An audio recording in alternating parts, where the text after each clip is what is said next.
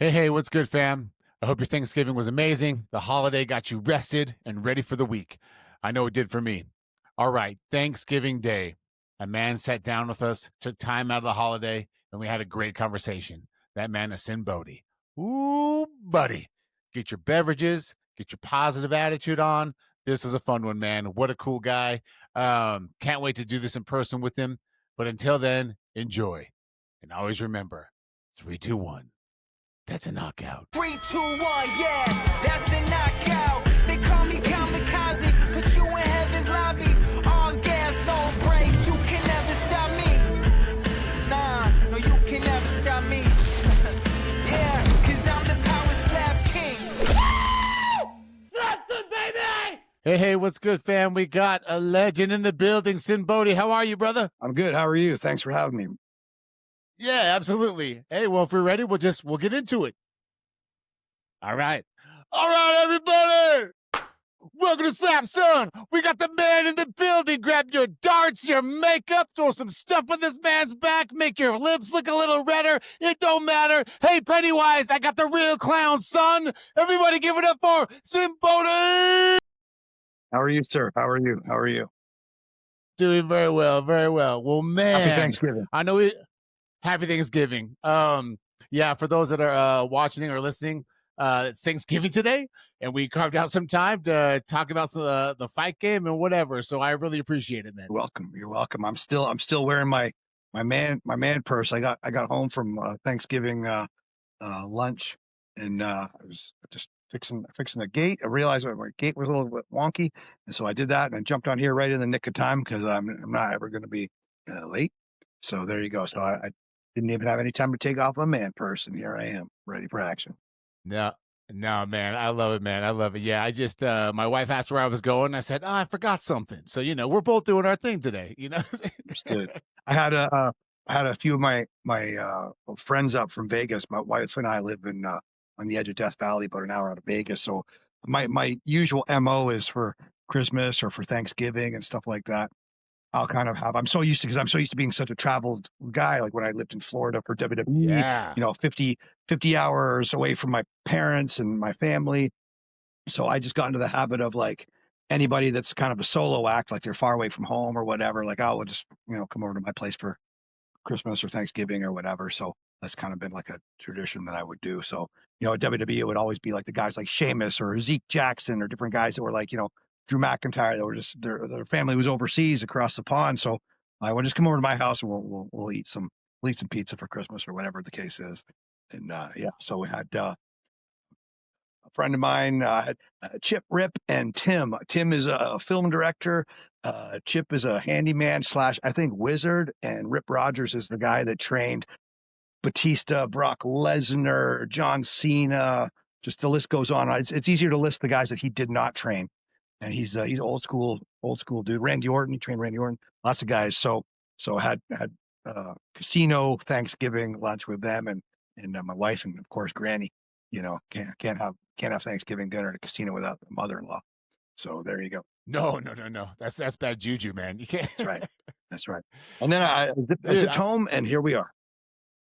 Yeah, no, dude, I love it, man. I love it. I mean, look, at the end of the day, you've only got so many Thanksgivings, so you got to put it all in there. Yeah, well, I mean, that's what it's. And It's not called Unthankful Day. It's Thanksgiving Day. So give a little bit of thanks to what you're appreciative about, and like having some friends and family around. That's a good bet. So there you go. yeah, man. And I love the fact that you kind of looked out for yours a little bit. All those solo guys out there, you gave them a place a spot to eat, break some bread, and not worry about that if they have a place to go to or not. I think that's badass. Thank you. I was so used to just spending my career. I was like the Bugs Bunny cartoon, just spinning all over the map, going all over the place. Just I can't imagine. And so your blood family is your blood family, but then in my line of work, you're just you pick your other family. Like I've got brothers that are as close to me as my blood brother. Guys that are special to me, and so you travel and you build your rapport and you laugh, cry, blood, sweat, tears together. So you create bonds, and I think it's important to like what kind of man would I be if I couldn't be useful to people I care about. Wow, yeah. Well said, man. Well said.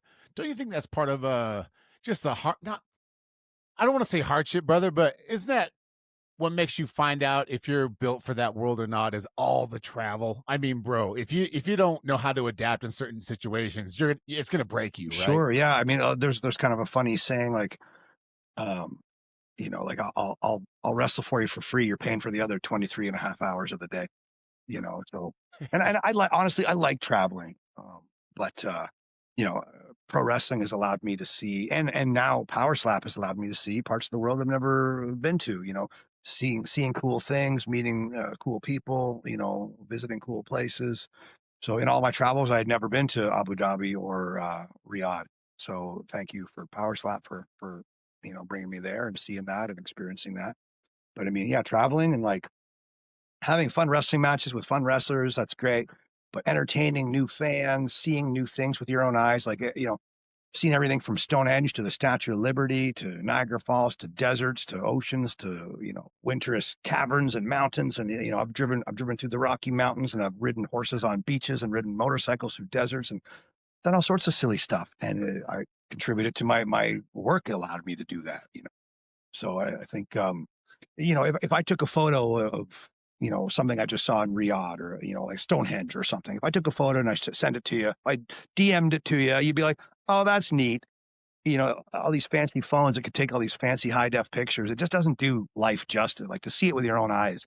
That's the really Yeah. cool magic of it. And I don't know if I'm sounding like an old fart, but I appreciate seeing that. It's like seeing the lovely scenery, it's like when I was No, hey man, I get it. I when get I it. was a kid, the worst thing I could hear was my parents would say, "All right, grab a couple of your toys, get in the back of the car. We're going for a scenic drive." I'd be like, "Ah, fuck, I don't want to go for a scenic drive. That's boring as hell." And now I love the scenic drives. So it's funny what's not important to you as a kid or younger, then you kind of change your opinions on things and all that. But so there you go. No, dude, it's so true, man. I mean, the older you get, the more you realize, oh shit, all of this is fucking cool. Like, you know what I mean? Like, it's not just about the seven wonders of the world or whatever. Like sometimes, dude, I'll find myself, shit, no lie, I'll just be walking along and something will happen, a tree will breeze or whatever. And I'm like, dude, what the fuck is Sure, going on? Like, what is happening right sure. now? So I totally get that. For sure, dude. Like we just had we've got little farm kittens, little hatched farm kittens. And so I was sitting I was in this little lawn chair yesterday, sitting there playing with these little kittens. And I kind of fudged around with my phone and took like one photo of one of the kittens. And then I just literally threw my phone down. I'm like, I'm just gonna enjoy playing with these kittens. Like, Yeah. it was just like I really try to slow down in and again, I'm not old, I'm not young either, but I'm old enough just to really start appreciating those small little things, and just, I got a little midget steer, who's like a giant, Oh, no he's like a shit. giant dog with horns, he's like four Great Danes strapped together with horns. And he's the sweetest little guy. Like he's got not a mean bone in his body, but you got to keep your dukes up because when he's trying to pet you back and lick you and stuff. It's like those Jackie Chan movies where they're practicing their kung fu on those wooden punching bags with the wooden sticks on them. And Yeah, with the arms. yeah, you got to Yeah. keep your dukes up as you're playing with this steer, But it's like I take some funny photos of him or whatever because he's just a comedian, But at the same time, but like I take one photo, but then I'll sit there and play with him for an hour, like, and just enjoy. Like I'm not looking at my phone. Yes. I'm not, doing whatever I should maybe be doing. I'm going to take time. I'm going to play with this steer, or I'm going to play with this. I got a giant tortoise that's about the size of a lawnmower.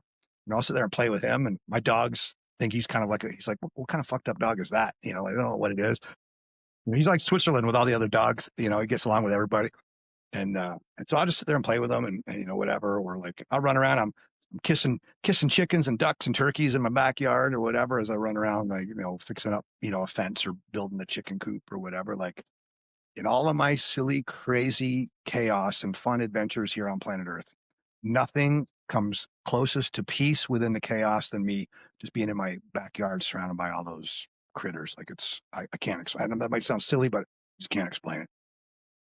Yeah, you know what? No, you probably just have this sense of like, okay, I can finally kind of be chill with myself. I can just be me for a minute Yeah. and enjoy everything. You know what I I mean? mean, this is Yeah, a guy yeah. that like I'm used to like, eating fire and getting darts thrown at me and laying on beds of nails and like that dart clip, by the way, fam, if you guys haven't Googled Sinn Bodhi and darts, you need to. That is nuts.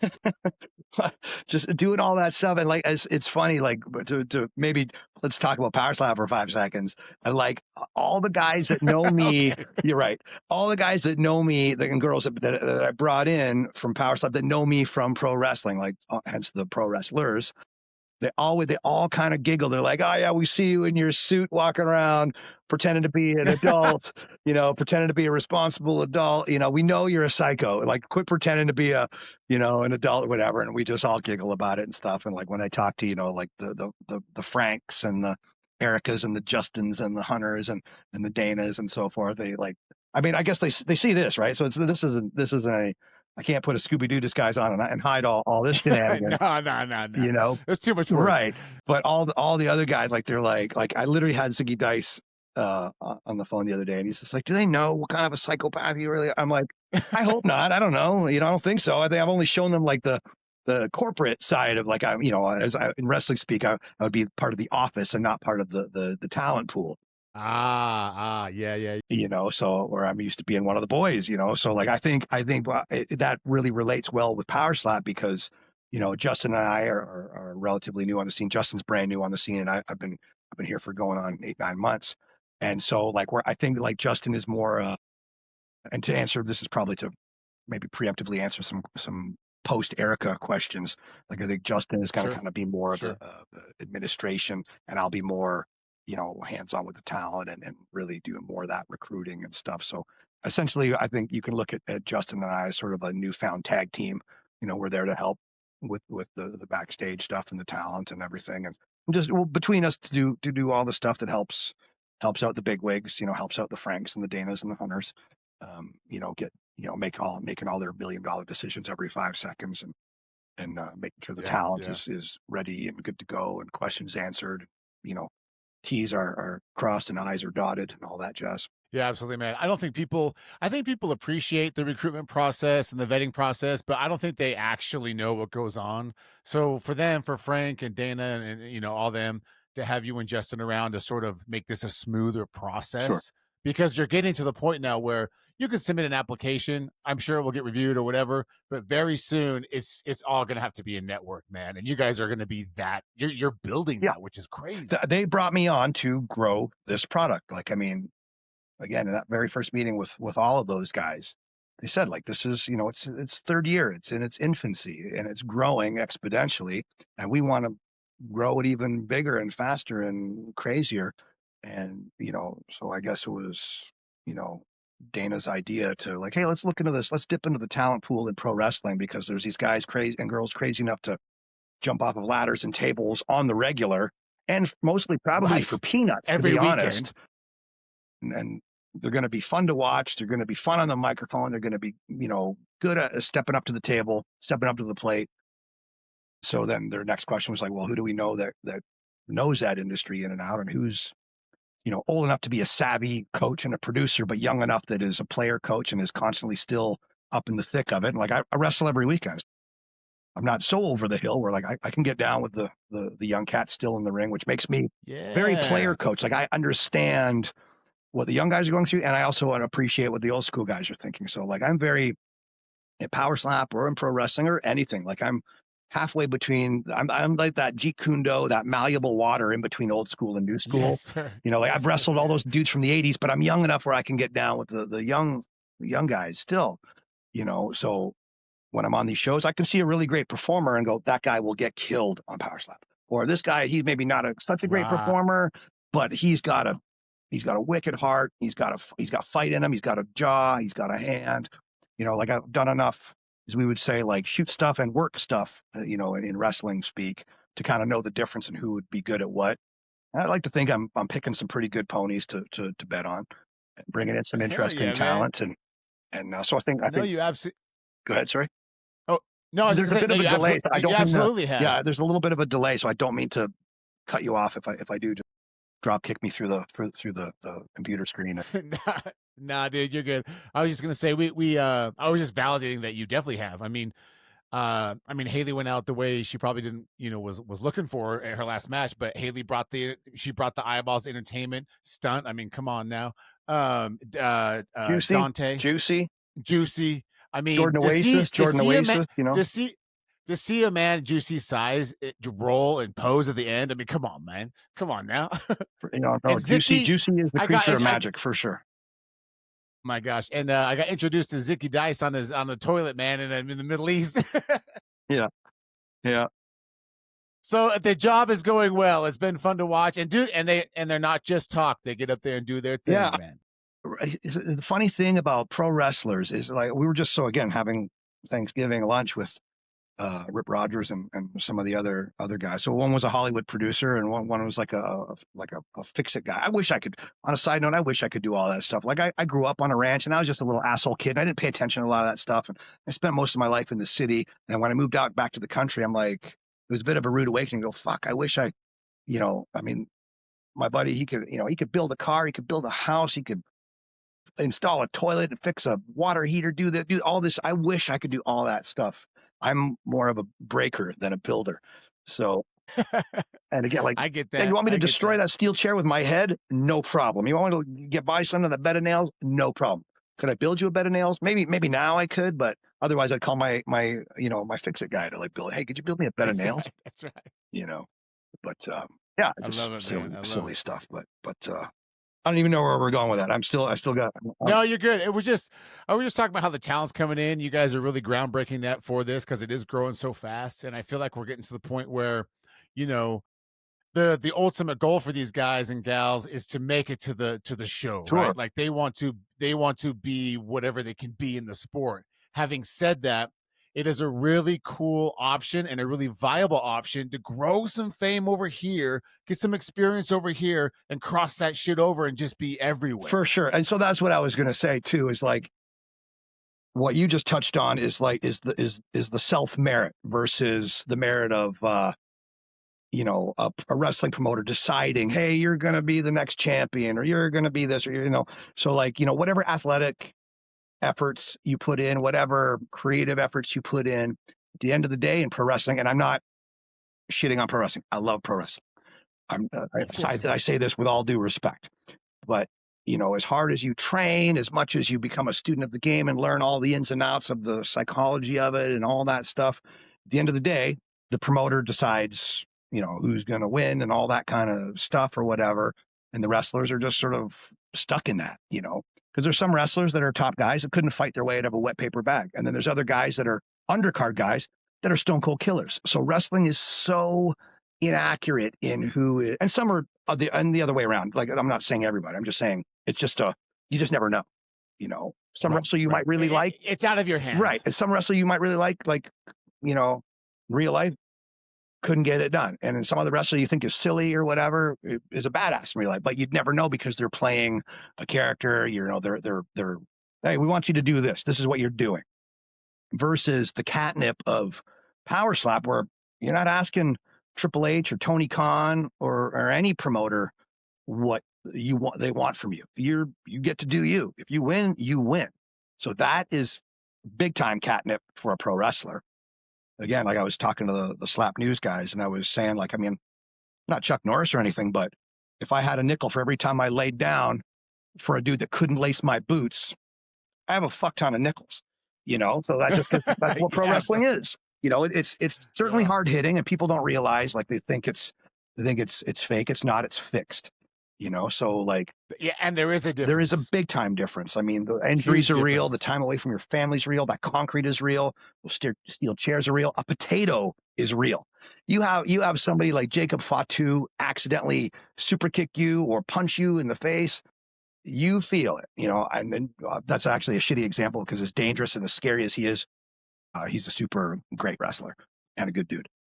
But you get the idea. Where it's, I get the idea. And then to the other part of wrestling, why I think wrestlers are good at potentially being PowerSlap competitors is not only are they fun on the microphone, like a Zicky Dice or Flamboyant or whatever, but we get hit every day of the fucking week, twice on Saturdays, twice on Sundays. So we're not just waiting once a month to, eat a knuckle sandwich back and forth, eat a slap back. We're used to getting pile drive, steel chair shotted, thrown over the top ropes, catching a dive, diving on somebody, doing all sorts of ridiculous, crazy things to each other day in and day out. So we're used to getting hit, so Do you think some of them look at the opportunity in Power Slap as not to make fun of it or downplay it, but they kind of listen to you, they see the sport. Do some of them kind of smile and chuckle and go, all I got to do is get slapped and I get paid? Yeah, sure. I'm in. Sure, some of them, yeah. Okay. Some of them are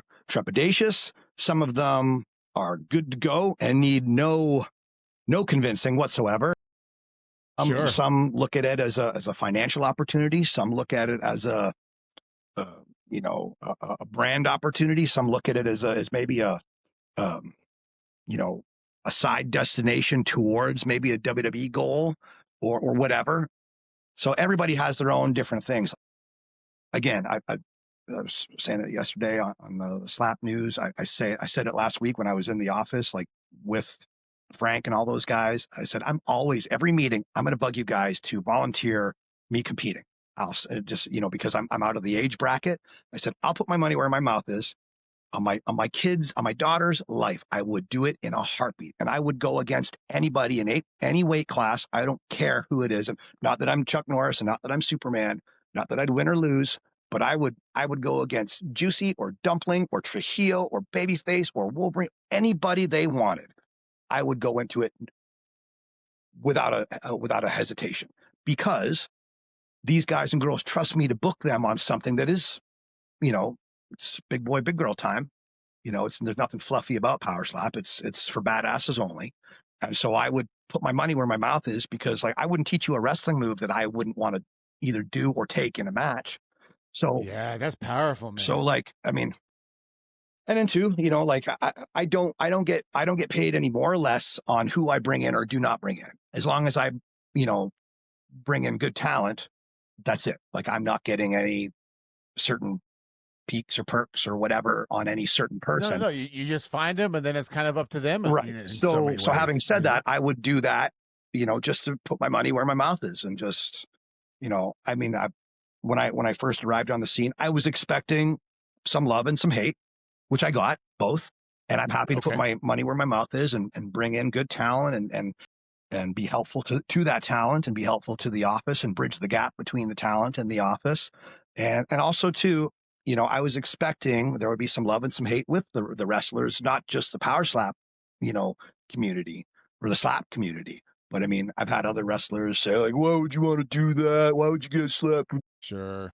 And I'm like, to me, all that, again, you don't have to like Power Slap or any slap contest. It just, if it's not your cup of tea, no problem. But if you're crying about it, squawking about it, you're just telling me you're a pussy. That's all you're telling me. Like that's all. That's my man. Like you just told on yourself. You've just played your cards. Yeah. Oh, I get it. Oh, you're a sissy. Got it. Okay, that's fine. So free country, you can have your opinions, but at the same time, like a couple of pro wrestlers, why would you do that? Like these are the same idiots that would dive onto the concrete for $20, So like there's big boy money in Power Slap. There's big boy opportunities, big boy eyeballs. And again, for any of the pro wrestlers that are looking at this as sort of a scenic route detour on the way to a potential WWE or an AEW or New Japan or AAA, then, well, guess what, boys and girls? UFC, which Power Slap is under, and WWE are all under the TKO umbrella. So, like, if you're looking for an opportunity and you're not getting an opportunity, this is the best way to be right across the street from WWE, first off. And second off, some of the people that did look at it like that, as soon as they got into Power Slap, they're like, yeah, fuck that. We want to stay with Power Slap. So that is interesting, isn't it? Yeah. And I had so many guys and girls that came and did the combine, and they were a little bit on the fence about it. And as soon as they did the combine, they're like, yeah, we're in. Yeah, we're good to go. I love it, man. And then once they competed, they're like, we're definitely in. This is fucking awesome.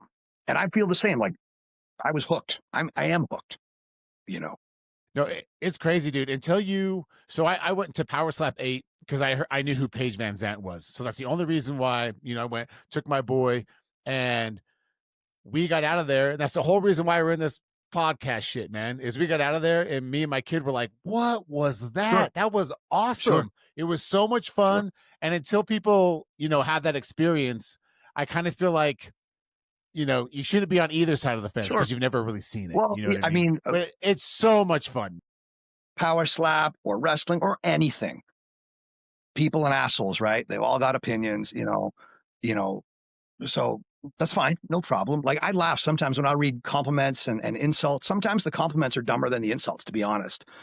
So armchair quarterbacks are exactly that. And they think what they think. And then, so sometimes it's like, as somebody that's actually a pro wrestler or actually a PowerSlap person, I'm like, maybe just zoom out and look at it, through a professional broader scope. But if you're just an armchair quarterback or just somebody guessing and they don't really know much, like enjoy it, don't enjoy it, but it's there for you to like or not like. There's plenty of songs that I don't like, but I'm not going to tell anybody, I would never listen to that. Oh, why would you listen to that song? You're an idiot. Right. It's not my cup of tea. I'm not going to listen to that song, or watch that movie or watch that TV show or watch that political show or whatever. Like, I'm not going to tell anybody they can't or shouldn't or won't. I just, if it's not my cup of tea, it's not my cup of tea, and vice versa. If I like it, I like it. That's it. Yeah, no, that's real, man. I think that's important too, because it just shows that you people that are like that, they have too much fucking time on their hands. Sure. You know what I'm saying? And they might be narcissists. I'll pick a fight right here, right now. Whoever the idiots are that got like Dukes of Hazzard canceled, you have way too much time in your privileged lives. Like if that's your biggest worry, you got it pretty good. Life is good. If that's what you got to squawk about, then shut the front door. No, dude, it's so true, man. It's so true. Well, with the whole PowerSlap scene and everything, I mean, you've been around, you're pushing a year, like you said. And I swear to you, this isn't a rhetorical question. When you've been in PowerSlap and doing this, and it's only been a few years, and you're literally in the thick of it, how do you see this thing going over the next 3 years? Dana is on record so many times saying it's going to be bigger than UFC. I'm of the opinion we'll see how that plays out, but I know it's not going anywhere. You in the thick of it, where do you see this thing going? Well, for sure. To quote Dana, like, you could go to some other show and never have a holy shit moment. At PowerSlap, measure on 1, 2, 3, holy shit. Measure on 1, 2, holy shit. Measure on 1, holy shit. Measure on 1, 2, 3, holy shit. It's 2 hours of holy shit. It's 2 hours of kick-ass moments. How do you not like this? It's watching 2 hours of Evel Knievel and Muhammad Ali and Hulk Hogan and Rocky and Mario Andretti and the Lakers and the Harlem Globetrotters and the Maple Leafs and the Raiders all in 2 hours. It's holy shit, holy shit, holy shit. It's amazing, and for people to naysay it, no problem. PowerSlap will put its money where its mouth is. I certainly will. And like, if you rewind, whatever, 25-ish years ago, when people said, UFC, it's just a human cockfight. And now, now it has evolved into, it's a household brand. Like, my mother-in-law knows what the UFC is. Like good old granny knows what the UFC is. Like 25 years ago, not so much, but it grew. And I believe PowerSlap will do the same thing. When I'm dead and gone, you're younger than I am. I'm gonna beat you to the punch. I'll be off. I don't know by much, man. I'll be off the planet long before you are, Junior. And trust me, while you're still here, when you're all gray and shiny and rickety around on that cane or whatever, having some of the new young PowerSlap guys wheeling you around backstage. Oh, Mr. Sarah, how are you, sir? It's gonna be a household name. And I think too, like, I was told that we're gonna do 12 shows this year, and I was telling the Slap News guys this as well. Like, I think it was a lot for the office to bite into 3 shows in October in 1 month, because they weren't used to it. They're all intelligent, talented, hardworking people. They just weren't used to that many shows that soon. I just come from an industry where, like, I'm used to that many shows in one weekend. So you know what? I never thought about that, man. That's true. You're like, what the fuck? This is normal. Yeah, let's go. Yeah. Like, let's fucking go. Dude, I literally didn't think about that right until just now. Like in the New Orleans you wrestlers show, are war demons, dude. The New Orleans show, I found more than any of the shows, it was the closest thing to, like, again, I do not want this to be pro wrestling. This is not pro wrestling, but there are so many adjacent things. And so at the New Orleans show, like, it was at an arena. When you went into the backstage, there was, the talent room is this way, the medical room is this way, the catering is this way, blah, blah, blah. Very much like the wrestling show where like, because you don't show up to Fontainebleau every wrestling show, or you don't show up to the same arena in Abu Dhabi, you know, you're in a different arena, different city every night. So you show up, you go into the loading dock, you walk, there's usually a big giant easel. It'll say Triple H's office that way, catering this way, TV locker room that way, regular locker room this way, magic department over there, wardrobe department over there, makeup, you know, all the different stuff. So you just navigate these buildings and then you do your thing and then you fuck off to the next show the next night. Yeah. And you get on a flight or you get in a rental car and then you find a gym and then you find a restaurant and you know, rinse and repeat every night of the week pretty much, you know. So knowing ahead of time that you're going to have 12 events, does your brain kind of go crazy with creativity because you have like all this time? Don't get me started. Don't get me started. If Frank or somebody was to put down those dates in front of me right now, I'd be in heaven, because then I could book guys and girls way far in advance. And there's always going to be, you know, an injury or something, some happenstance will happen, and you have to plug and play different talent or whatever. But at the same time, like I think with the wrestlers, a hard part for that is like some of the wrestlers, like I'm not stone cold by any means, but I mean, I have bookings all the way into 2027, you know? Damn. So like, if you tell me when those dates are, I can lock in talent. It's like, Teal Piper, who is Roddy Piper's daughter. She was going to be at this next combine and she will compete. Dang, yeah. Roddy Piper's daughter will compete on PowerSlap. But she was already booked. She's like, fuck, I'm already booked on December 9th. I can't make it there because wrestlers are booked out 2-3 months in advance. So the sooner I know the dates, it's better for me to book talent because I will have access to that talent. Because I've had so many people like Shotzi Blackheart, who's off of WWE and NXT and all that stuff. She's like, fuck, I want to do that show, but I was already booked on that show or whatever. Like I wanted her booked on the October show in Vegas, and she was already, you know, had bookings, you know. And so the scheduling is something that the further out the shows are, the easier it will be for me to supply talent. Yeah, no, I would love that, dude. Hey, Frank, Dana, if by some miracle you're listening, I'm sure you already know this because I'm positive he's told you. Let's lay out those dates. Imagine the names. Imagine the storylines. If you have a killer match in January, and then they can come back together in June. Oh, dude, for sure. Hell yeah. And there's guys and girls that you guys don't even know about yet that I have in kind of like, you know, waiting on the bench, ready to go. You know, some guys and girls, they were booked. Again, like Teal Piper. You know, but I mean, I've got all sorts of dudes itching, like, right. Like I was kind of laughing with Frank and those guys. I'm like, you know, how many you want at the combine? 40? Done. I've got 200 locked and loaded. Shit. You know, I've got 200 stud athlete guy and girls ready to go. And that's not just pro wrestlers. That's rodeo riders, sumo wrestlers, BJJ experts, fucking, you name it. Like guys that wrestle bears, you know, I've got Russian bare knuckle fighters and Samoan rugby league guys and just you name it. I've got all sorts of really awesome talent ready to go. So, you know, dude, we'll get some of the combine. I've got, you know, I'm not even exaggerating. I've got, you know, and I've some Brit Slap guys that have competed there. I've got Nigerian bodyguards. I've got Ugandan headhunters. I've got like the real life Kamala is ready to, you know, rest his soul. You know, he was a great guy. But I've literally got mud wrestlers from Uganda ready to go.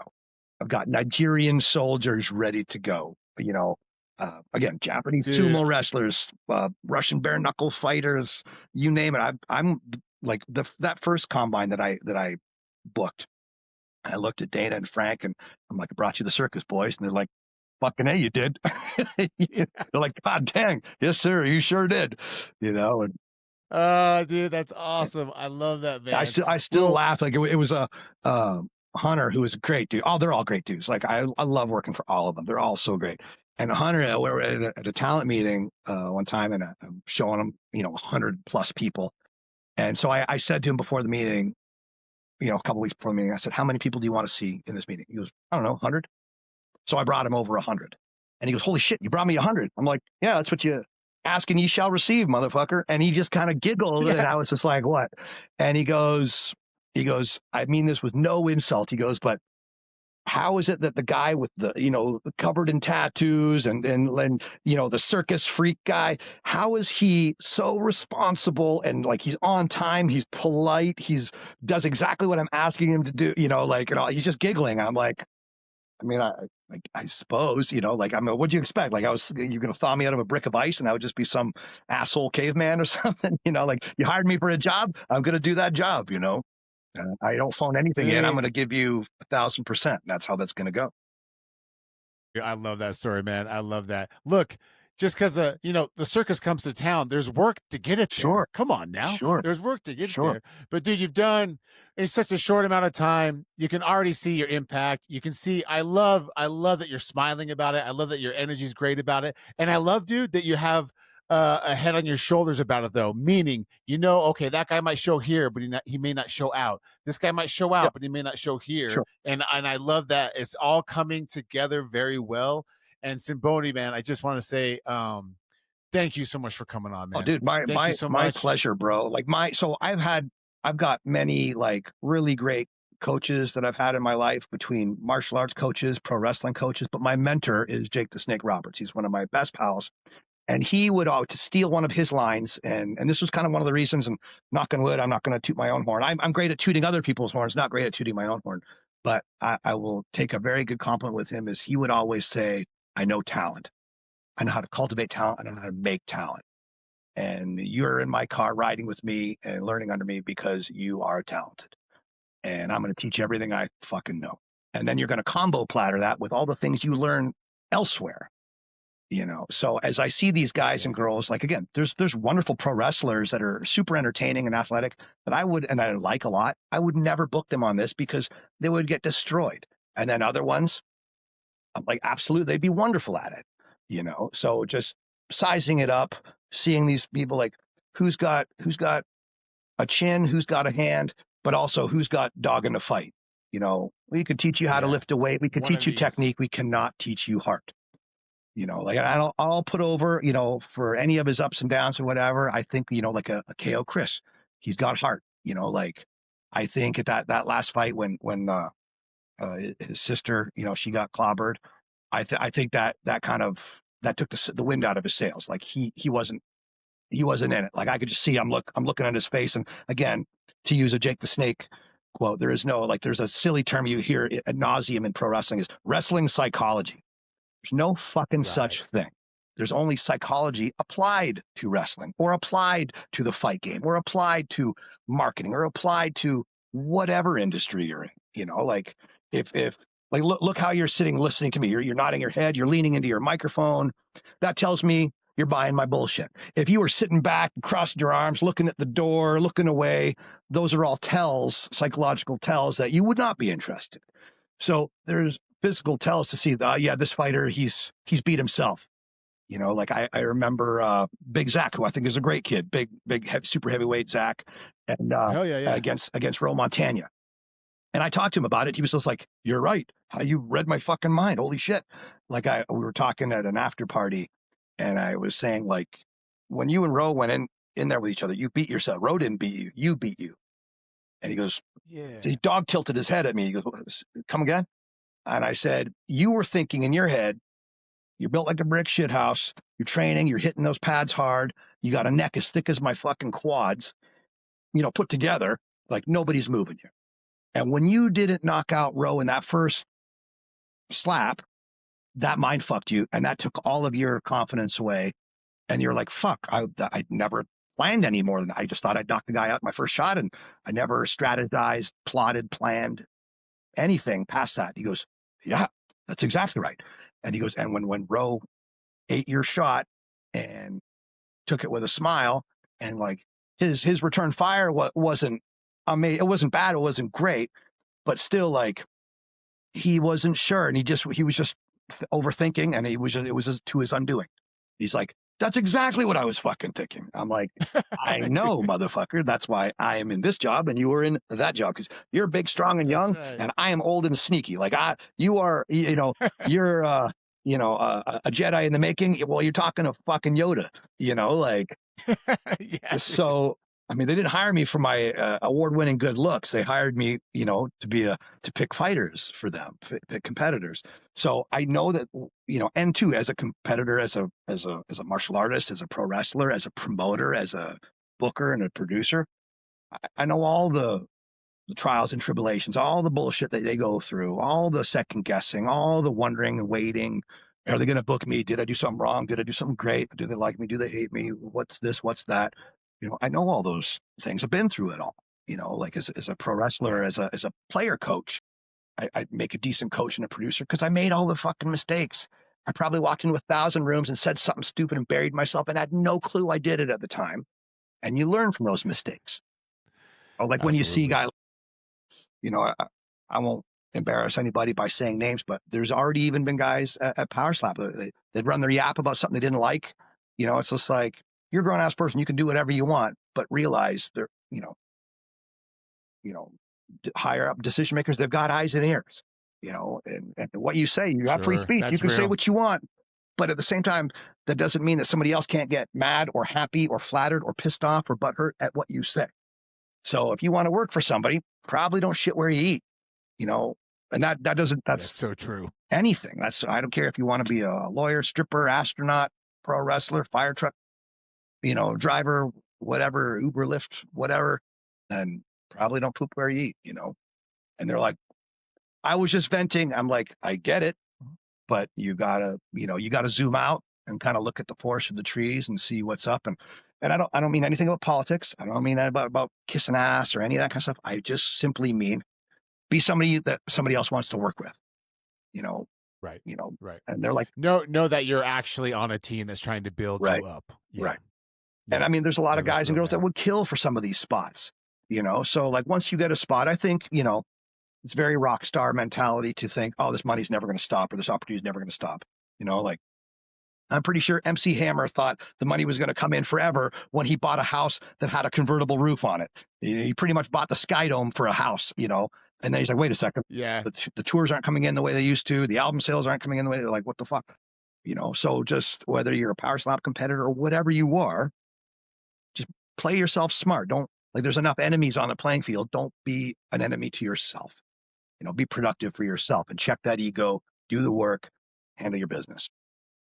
No, absolutely, man. I mean, in any line of work, but especially in what I've found with the podcast the last 2 years, especially in the fight game, man, you got to look out for you, and it's hard as fuck to get there. So when you do, keep working hard as fuck in the right direction, because there's still things you got to accomplish before you start running off.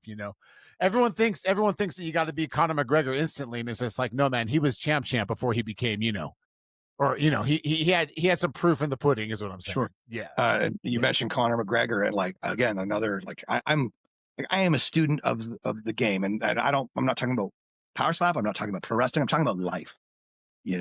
So like, as the warlord of weird, I feel like a student of the game of life, and I am kind of like Ultron. I am a big scary satellite just traveling the universe, accruing knowledge of how to become bigger and scarier so I can protect the ones I love and conquer my opponents.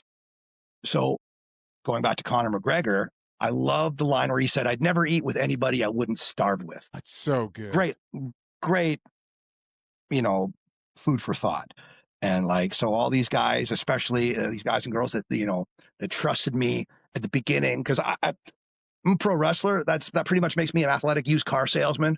I could have sold a bunch of people a bunch of bullshit. Maybe I never worked for PowerSlap a day in my life, and I could have swindled them and done that. They don't know. So they only went on my rapport. They were like, I know this guy, I've known this guy for a long time in the locker rooms. He's always respectful. He's always safe. He's always professional. I'm going to trust him on this opportunity, because a lot of them are like, you want me to do what? You want me to what? You want me to stand there and do what? And that goes for like the Haley Jays and the Marty the Moss and the Zicky Dices and the guys and girls that came to like the first combine, that they took a chance on me. And so like, the people that I was met with open arms with a lot of PowerSlap people, and I was met with some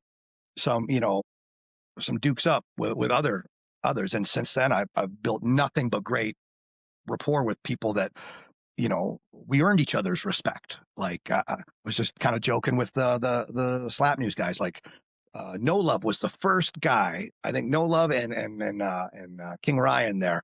They were two of the first ones to be like, "Fuck these wrestlers," and which was weird because I think Ryan had actually dabbled in pro wrestling, but No Love was like, "Fuck these wrestlers," whatever. And I thought we could either become enemies or we could become friends, and I would much prefer to be the latter. And so we talked. We spent time around each other, and now we are super cool. I respect the hell out of him, and I think cool. He feels the same way. Like, we both care about what we do.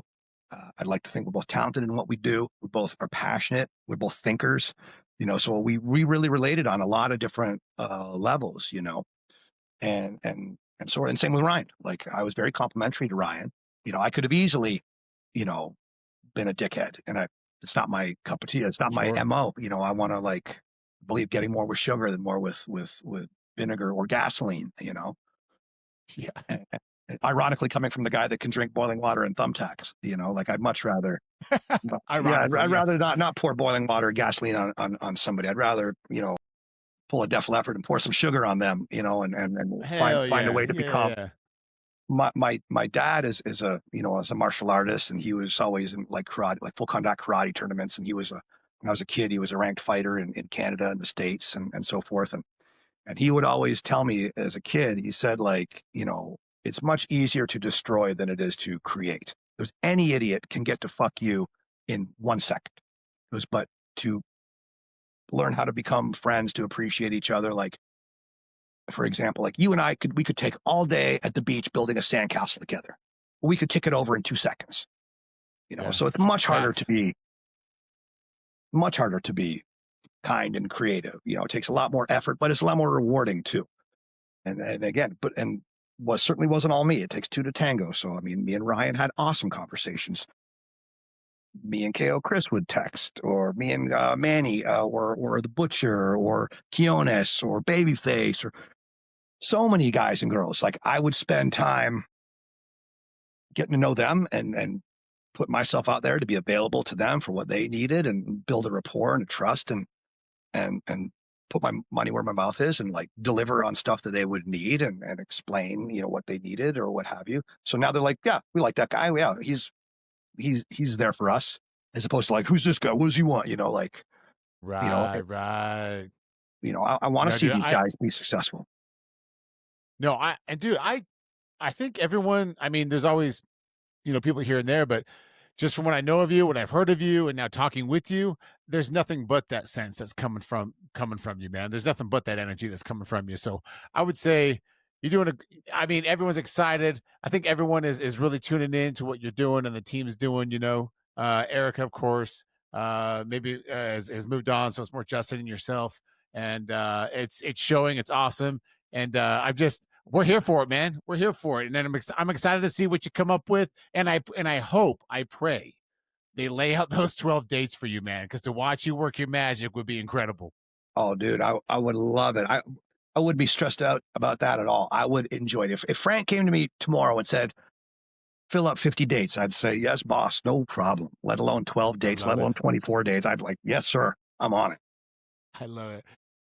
Well, hey, man, I'll let you get back to your holiday, but this was awesome. We're gonna do it again. I can't wait to see you in person. We do suite talks when there's a Vegas card. You can actually come up to the suite and we'll talk in person, which would be fun. Sure.